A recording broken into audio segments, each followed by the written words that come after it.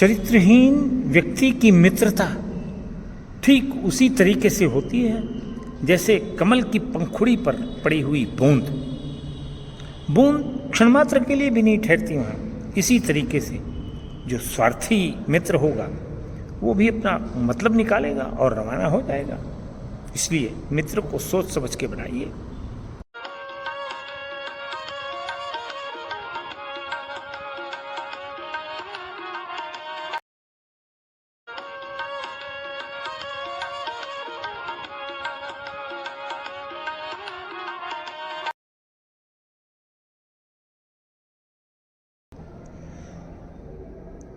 मित्रों, ऐसा कहा गया है कि बालक के मन पर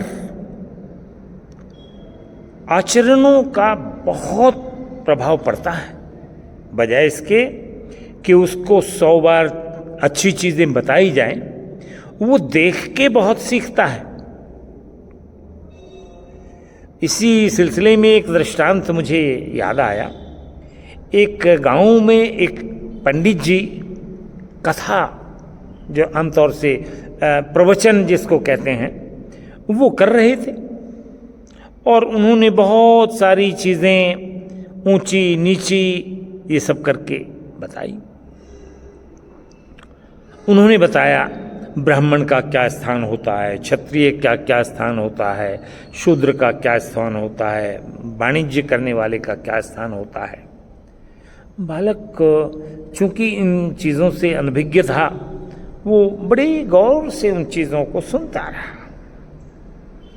अंत में उस सज्जन ने जो प्रवचन दे रहे थे एक बहुत अच्छी बात कही। नीच नीच सब तर गए, राम भजन लवलीन, जाति के अभिमान से डूबे रहे कुलीन। बालक इस बात को समझ नहीं पाया। उसने पास में बैठी हुई अपनी एक वृद्धा दादी की उम्र की थी, उससे पूछा, दादी ये क्या कह रहे हैं? दादी ने कहा, बाद में बताऊंगी, अभी सुन ले क्या कह रहे हैं। खैर, मोटा मतलब था।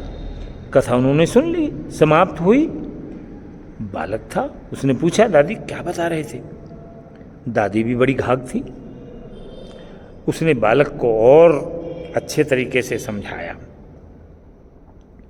बोले, बेटा ये कह रहे थे कि जो व्यक्ति ऊंचा यानी अच्छे खानदान का होते हुए भी अगर परिस्थितिवश या किसी बड़े उद्देश्य की प्राप्ति के लिए छोटे स्थान पर बैठ जाता है या कोई छोटा काम कर लेता है या उसको कोई मतलब किसी को प्रेरणा देनी हो, तो क्या वो छोटा हो जाता है? बालक से पट से बोला, नहीं नहीं, छोटा कैसे हो जाएगा? तो वृद्धा ने और उसको बूस्ट अप किया। ये जितने बुजुर्ग लोग होते हैं, इनका संग जो व्यक्ति करता है बचपन में, बहुत अच्छी अच्छी प्रेरणादायक चीज़ें मिलती हैं। उन्होंने उनको कहा, देखो कृष्ण भगवान को जानते हो? बोले हाँ हाँ। और बोले अर्जुन को भी जानते हो? बोले हाँ। तो अर्जुन कौन थे? बोले अर्जुन पांडव थे। बोले अरे युद्ध कहाँ हुआ था? बोले महाभारत में। बोले कौन थे सबसे बड़े धुरंधर? बोले धनुष चलाने में तो एक कर्ण था और एक अर्जुन था। बोले तो ये कैसे पता?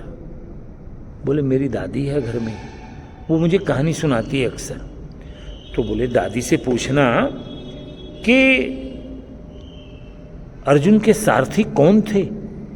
अरे बोले दादी से क्या पूछे, दादी ने तो मुझे बताया हुआ पहले, अर्जुन के सारथी थे कृष्ण।